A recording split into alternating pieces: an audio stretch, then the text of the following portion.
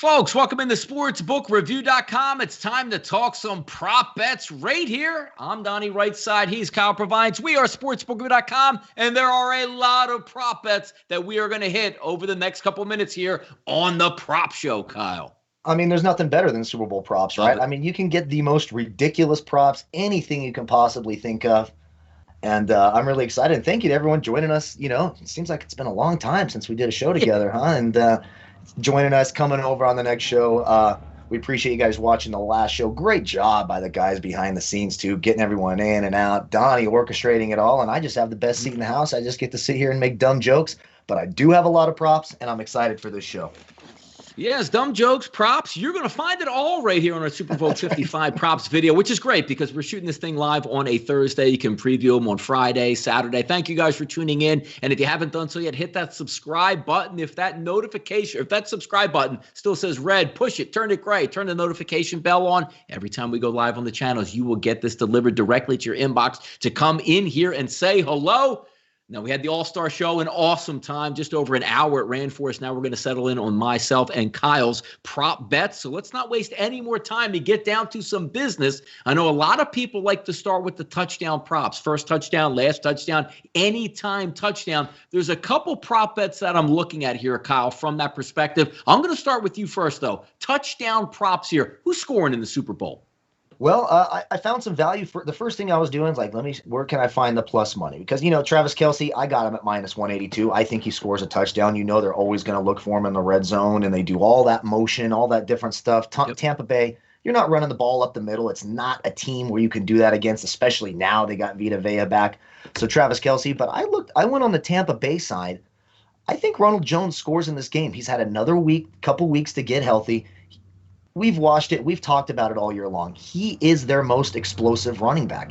Kansas City, the one weakness, if you want to call it, of their defense is stopping the run. They're terrific against the pass. In fact, quite underrated against the pass. So I think Ronald Jones at plus 200 anytime touchdown.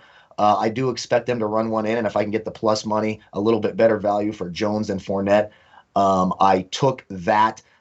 In terms of the first touchdown, I went right back. Ronald Jones is plus 1,900 for the first touchdown. So Tampa Bay wins the toss. They have a good opening drive. The plays are scripted. They're off to a hot start.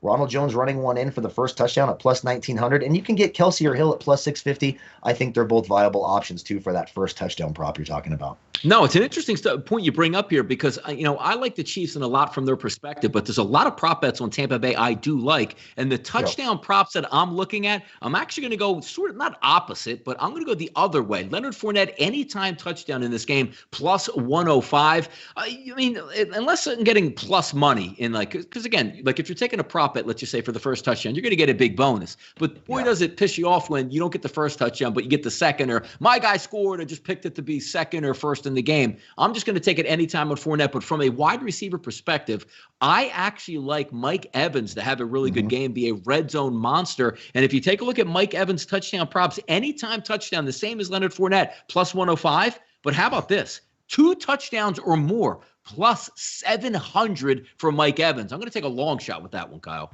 Yeah, I think you could do worse than a 6'6" wide receiver who's got the physical advantage against, you know, all it takes is a couple fade routes, one big play. I mean, if he gets that first touchdown early, you're in business. You know, we talk about it all the time. You're going to be rooting for the whole time. I think that makes a ton of sense. There are some, you know, like wild cards, you know, like a Cameron Brate, you can get some good money at. The quarterbacks rushing it in. You know, Tom Brady's probably the best 4th and 1, 4th and goal QB sneaker we've ever seen in the NFL. So there's certainly some value to be had there. But I like that going for the plus 700. Get some juice on that. I think that's an interesting one, the Mike Evans. I'm going to take a closer look at that. I like that one a lot. Both of these teams got bangers too, because you're looking at some of these numbers and saying like, oh, you know, back in the day, because hey, well, we know LaDainian Tomlinson's going to get every goal line carry. Your guess is as good as mine, honestly. Who's going to be in the game on the first and goal from the 1 yard line? Is it going to be Ronald Jones? Is it going to be Leonard Fournette? Or on the opposite side, is it going to be hey, Le'Veon Bell is a respected vet. Let's get him a touchdown in the championship game. We don't know what's going to happen, and it's not a lot of, as we used to say, 3 down backs in this game. A lot of people are going to be interchangeable. The same thing at the wide receiver and and tight end position. Yeah, we know Kelsey's probably going to get a good look at a touchdown, but when you flip it over to the Buccaneers, you got both Gronkowski and Brate roaming the end zone. Each one of those guys to me, and I love Brate because all it takes is one of these. You're not saying, oh man, I need 6.5 catches or I need a touchdown over 30 yards. You need one catch in the end zone, which is like we like to say the Scotty Miller vibe, right? Like, hey, one catch for 14 yards, can you get it? And he doesn't even show up on the screen, and boom, there you go. A bomb right before the half or a 36-yard play, whatever it was down in New Orleans to change the way that game is looked at. Passing props here. We know the players of this game, right? Patrick Mahomes, obviously, and Tom Brady. They should be able to get after it. If I'm taking a look from a quarterback perspective, a couple interesting props that popped up for me. And get this, Patrick Mahomes' first pass, Kyle, he can have it complete or incomplete. Most guys, short little dump off. I'm going opposite here. I'm going with a deep shot on the first pass for Kansas City, and I'm going incomplete at a plus 180, Kyle. Ooh, incomplete. I like that. That's a different contrarian thing. That's an interesting one to root for, right? Like, come on. Yeah. Come on deep. No. Even though I deep. have Deep City. Incomplete. I love that one quite a bit. I have a few passing props here. I think that one's interesting. I saw that, complete or incomplete. It's tough to decide, and you never know where they have the ball first, and they're coming out on the field, or has Tampa Bay driven down and scored a touchdown? Is the pressure on to put points on? So that is pretty interesting. A few passing props that I like. I took Brady under 2.5 touchdown passes. I think when they get in the red zone, look, the Chiefs allowed the third fewest fantasy points to opposing quarterbacks. They're a top 5 passing defense.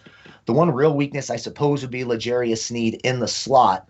So I think when they get down there, they're going to go against the weakness of that Chiefs defense and run the football. So I got Brady under 2.5 touchdowns. I think you could see 2 rushing, 2 passing if you think they get 4 touchdowns. But if they get 3 touchdowns in the game, say, at 21 and add a couple field goals, I think 2 of those are rushing touchdowns. I took Patrick Mahomes. It's a huge number. This number is a huge number. 330.5. You're not getting a break by any means. But again, we've talked about this over and over again. Tampa Bay is the number 1 rushing defense in the NFL. You're not running the football up. If you want to waste a play, that's what all it is. A run up the middle on first or second down is a wasted play against this Tampa Bay front. They're going to throw the football. That secondary for Tampa Bay is not very good. We know Tampa Bay is going to blitz, the opportunities for big plays. I think Mahomes goes over 330.5 yards receiving, and I also think he breezes by the 28.5 completions. I think he goes way over that. 39 completions in that first game. Again, I don't see a ton of rushing out of Kansas City, barring some sort of weird 28-0 score early on, and they're just coasting to victory and running the clock out. So I think Mahomes goes over I think actually both quarterbacks go over their completions. I took Brady over 25.5 as well because I want my bets to tell the story. I like the Chiefs in this game. I do think they get up on Tampa Bay. I like Chiefs halftime, full-time as a side. So if Tampa Bay's playing from behind, that means what? They got to throw the football, right, Donnie? So I think 25.5 completions is there. So I got both quarterbacks over on their completions as well. Other passing props for me here coming in between Patrick Mahomes and Tom Brady, and maybe not one of those quarterbacks. If we take a look here, obviously I said the first pass incomplete, which is interesting. You usually like to get your quarterback in a rhythm, so you have a dump-off pass or a short play to Kelsey over the middle, but I've been around Andy Reid for quite a few years in Philadelphia. Always like to start the game with some razzle-dazzle 60-yard shot down the field, which obviously is much harder to complete than your 3-yard in the flat. Also with Patrick Mahomes here, a third-quarter passing touchdown at minus 130. I've talked about it before. You have the extended halftime. Andy Reid can use that as another teaching moment in the locker room. Instead of coming back after 15 minutes, they're going to come back after 20 to 25 minutes. A chance to get some scripted plays in. I think the third quarter really will pick up into the fourth quarter of scoring as opposed to the first half. I'm going a Patrick Mahomes passing touchdown in the third quarter, minus 130. If we take a look at Tom Brady, first passing touchdown under 12.5 yards. I think when the first play is going to come or the first touchdown is going to come from Tampa Bay, Kyle, I don't see it as one of those, let's get the opening kickoff and in 3 plays, 72 yards, we're going to score with a 52-yard bomb to Mike Evans. I think that's going to be one of those Cameron Brate, Rob Gronkowski, or 3rd and 3 jump balls to Mike Evans in the end zone. That's going to get that one done. Also going to take Tom Brady under 39.5 pass attempts at minus 115. My thought process behind this game is I do think Kansas City wins. If Tom Brady throws for 28 passes, they win. Tom Brady throws for 35 passes, they probably still win. 40 passes, I'm not sure. 45 passes, they're not winning the game. So if they want to have a competent effort, and if you think Tom Brady's going to throw the ball 45 times, I don't think they win the football game here. So I'm going to go with that one. And also the one I really like here, Kyle, fourth quarter touchdown pass by Tom Brady. If I don't think they're going to win and they might be down 10, that should be easy to walk up and down the field. Now, Drew Brees let me down 2 weeks ago when that was his moment with 4 minutes to go and he couldn't get it done. But I think Tom Brady will be able to get it done. And how about this one? This is what I call a combined passing prop. One of my favorites in the Super Bowl. I used to like using with the New England Patriots when they're there every year with Julian Edelman. Why is that? Edelman used to play quarterback in college. Reverse pass. If over 2.5 players throw a pass in Super Bowl 55, I'm going to cash this ticket. A punter can throw it. A kicker can throw it. A wide receiver can throw it. A running back can throw it. Tom Brady can get hurt and a backup quarterback can throw it. Patrick Mahomes can get hurt and a backup quarterback like Chad Henne can throw it. I love that prop. Yeah, I like that a lot too. And watch out for that player to be Sammy Watkins. It would not surprise me if he plays this game. They run some little action. They have Watkins throwing to Tyreek Hill or vice versa. I like that. It won't shock me if it's a wide receiver that throws that third pass. I love that prop. I think that's a lot of fun to root for. And you'll be in it all the way until the very end, right? I mean, I think that's cool. Exactly.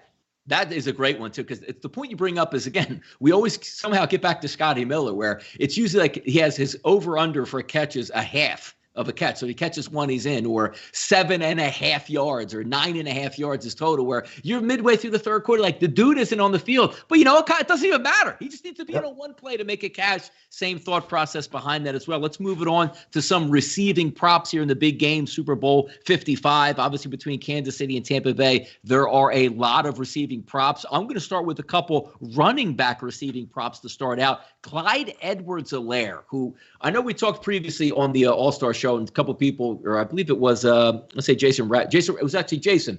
Clyde Edwards-Helaire doesn't factor in maybe as much as we thought he would from the beginning of the year. I think a little bit opposite on that spectrum where they know he was injured. They want him to bring him back to get some game experience, but didn't want to rush him back, so they got it against the Bills. Now you're going to bubble wrap him 2 more weeks and then explode in the Super Bowl. So I think he's going to have a huge game. I don't know about that, but the one thing I do like is first catch over 4.5 yards. If you dump it in the flat to a scat back, he can make one linebacker miss. If you have one of those patented Andy Reid screenplays that you will see, that's 15 yards on the first catch. I do like that one to start off here, and I'll let you go with a couple here on receiving for yourself, Kyle. Go ahead. Yeah, and I like that one quite a bit. I'm with you. I think we see more Clyde Edwards-Helaire than we saw in the championship game, getting healthier and healthier. You just don't beat – Darrell Williams is a north-south runner. That's not how you have success against Tampa Bay's defense. That's just a wasted play. Edwards-Helaire gives you the speed out of the backfield. We know Tampa Bay loves to blitz. If the receiver's not open, a dump off to a fast running back behind a blitz can turn into big plays. So I think that's really smart. A couple here. Look. Who does Tom Brady love to go to in the Super Bowl? Who's his boy every year? Who do you know is going to score every year with New England, Donnie? It was James White, right? Yeah. What does Tom Brady do when the going gets tough?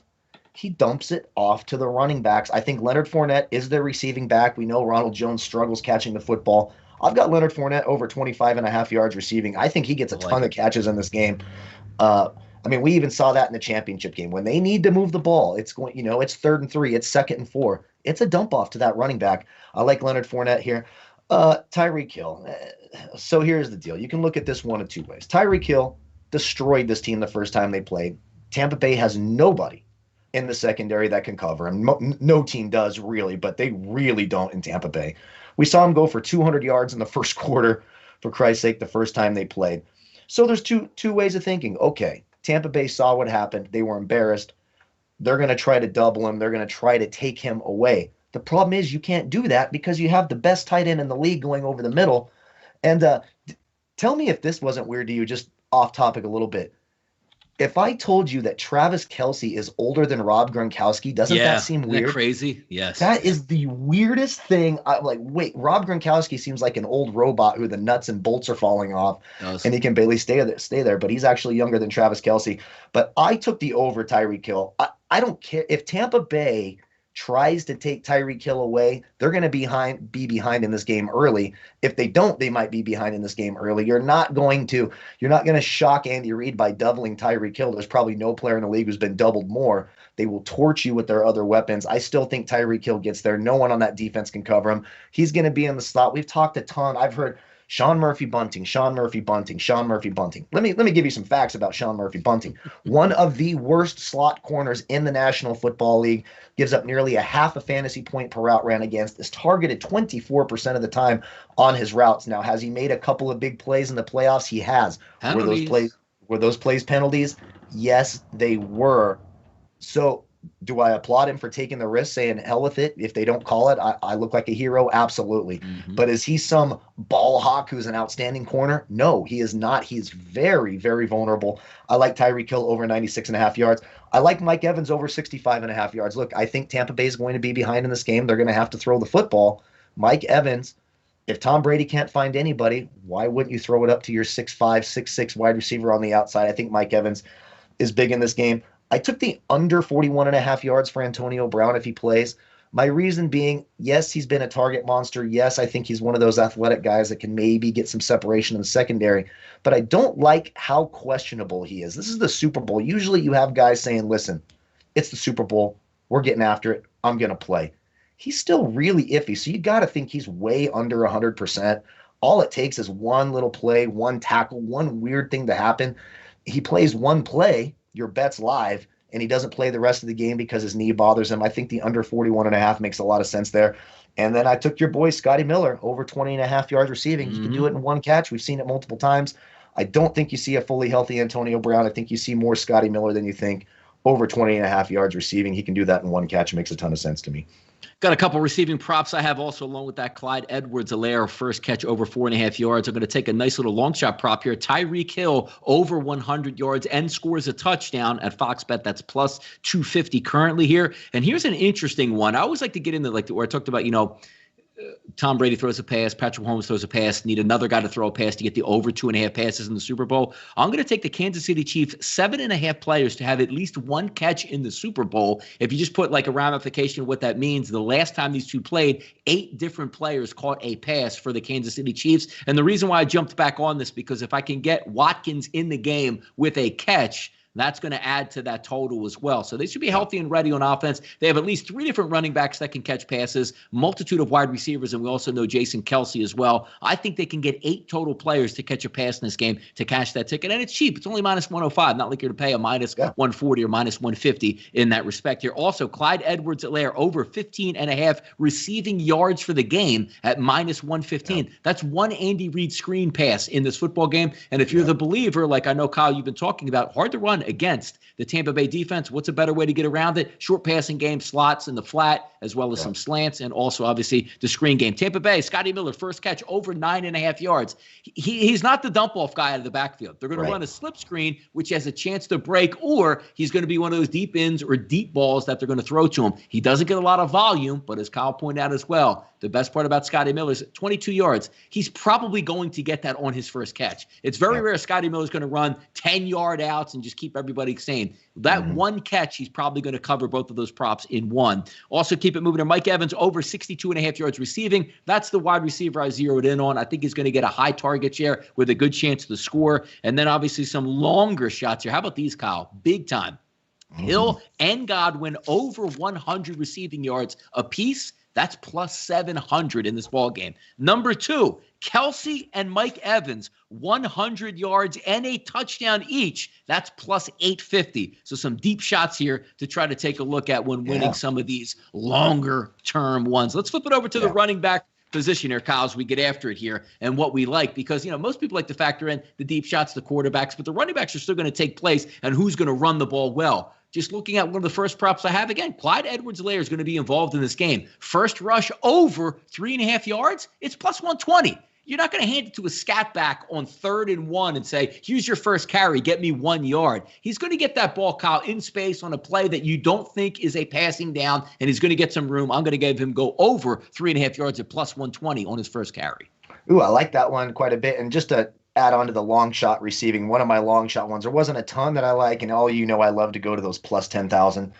But I did find Mecole Hardman plus 2,100, 120 yards and 1 touchdown. If they're trying to take away Tyreek Hill and they're worried about Tyreek Hill, you got another speedster on the other side. He can get 75 yards and a touchdown on one play. Then he gets to that 120. You're getting plus 2,100. So that's one long shot receiving prop I took there.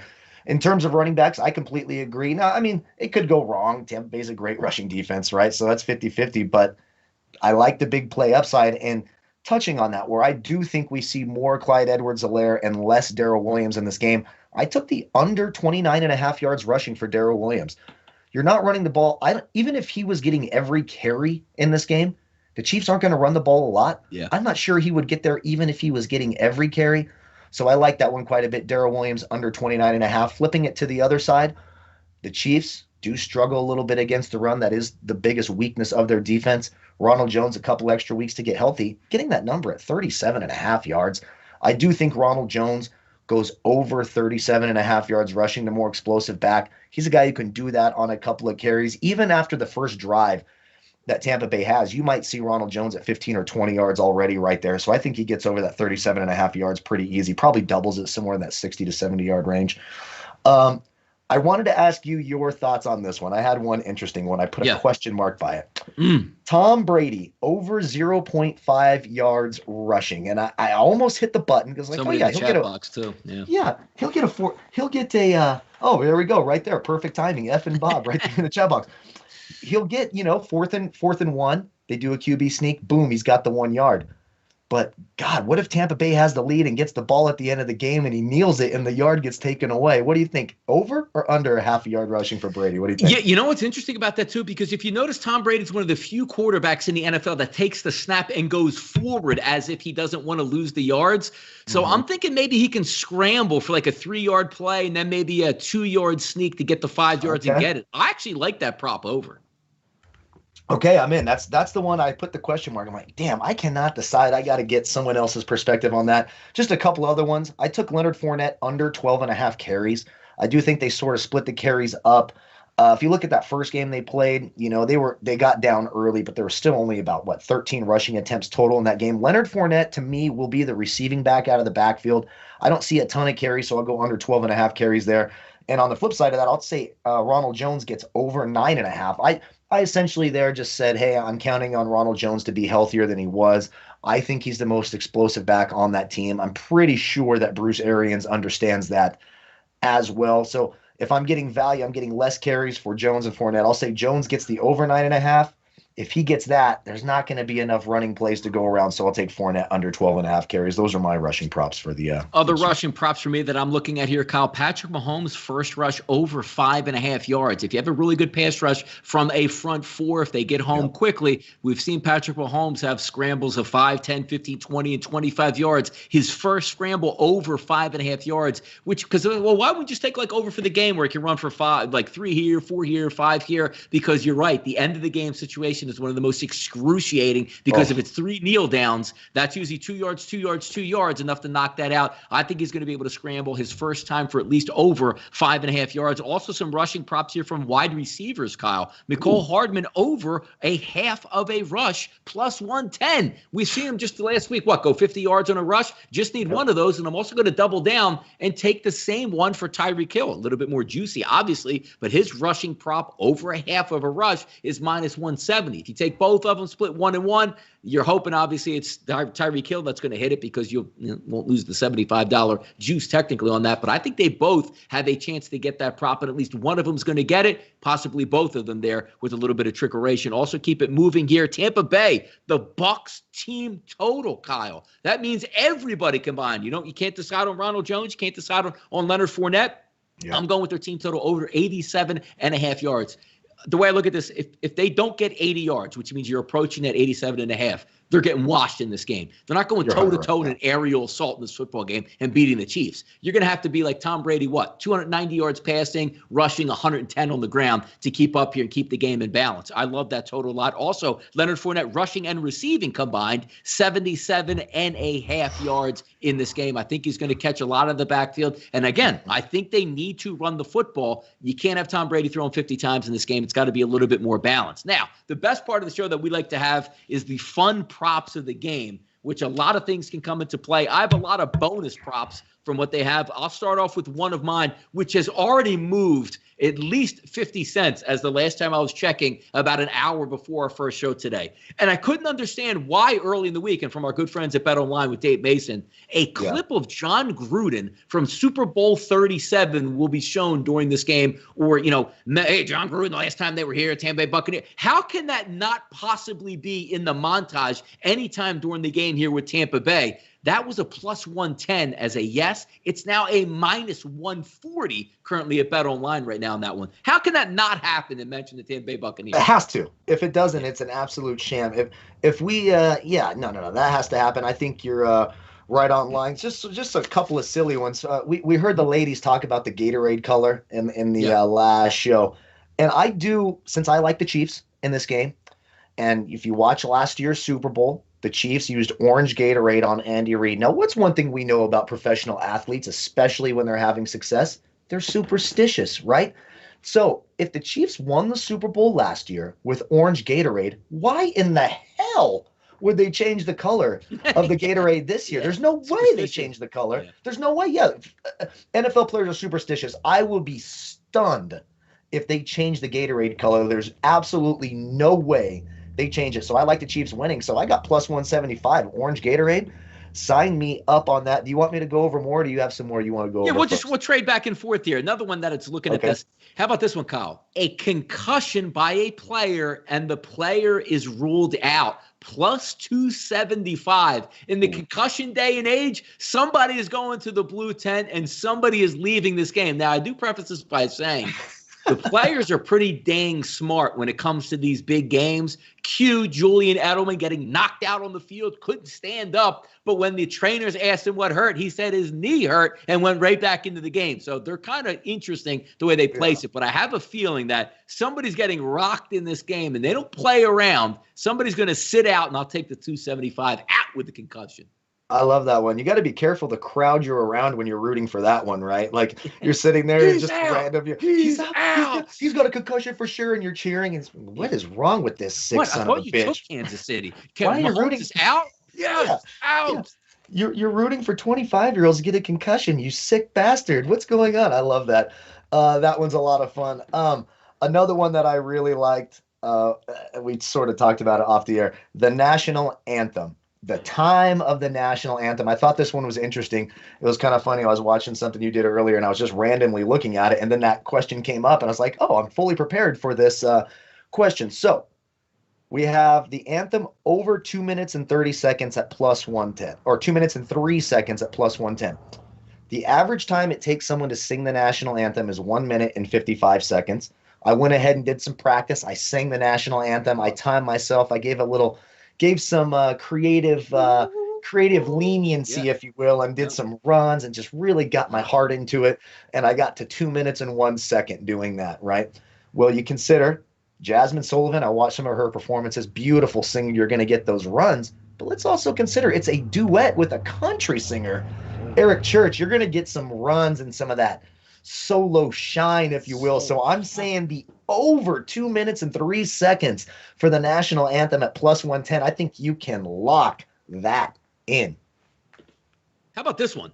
Like, I know you'll probably build on this one here in a second. Sarah Thomas mentioned in the first or second half. The first half is heavily juiced at minus. How do they, in this day and age, where they love promoting anything, out of the ordinary, minority, woman, whatever is hip, whatever is to this day, there's no way, like the NFL would probably get boycotted. Yeah, you didn't even mention Sarah Thomas in the first half. How disrespectful. That's happening. Minus 300, book that one. They might say her name more than Patrick Mahomes in the first. I'm dead serious. They might actually make her the head referee and actually be able to talk on screen by halftime. They might replace Roger Goodell with her and just have them interview Roger Goodell. Yeah.